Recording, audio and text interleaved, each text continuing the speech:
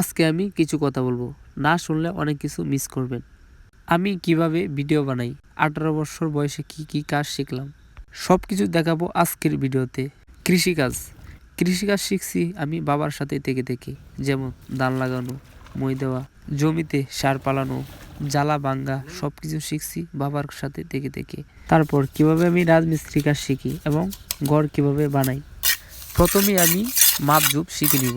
একটা ঘর বানতে গেলে প্রথমেই আপনার মাপঝুপ শিখতে হবে, যেটা অনেক গুরুত্বপূর্ণ।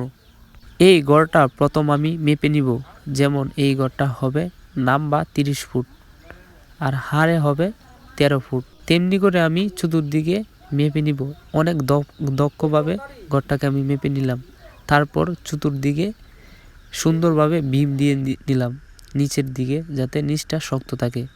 তারপর আমি আস্তে আস্তে দক্ষভাবে ইট গাঁথনি তুললাম। ইট গাঁথনির সময় আমার অবশ্যই চতুর্দিকে খেয়াল রাখতে হবে যে ইটটা কি সোজাভাবে বসলো কি বসলো না, এবং শলটা কি ঠিকমতো হইলো কি হইলো না।